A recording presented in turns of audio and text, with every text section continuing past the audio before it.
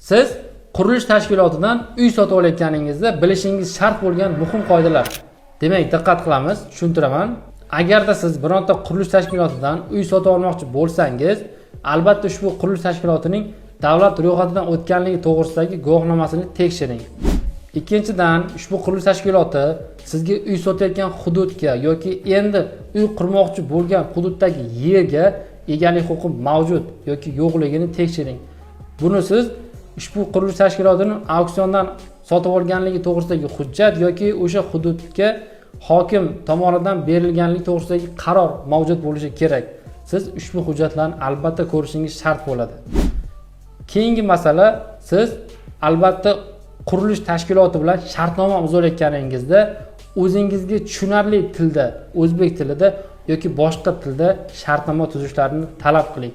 O'zingiz tushunmagan tilda hech qachon shartnoma tuzmang.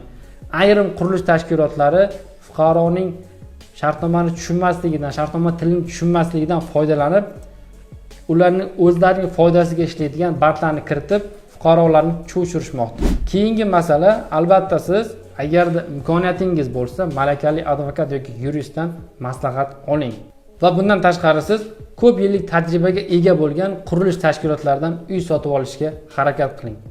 Shunday ekan, hurmatli obunachilar, o'z huquqlaringizni biling.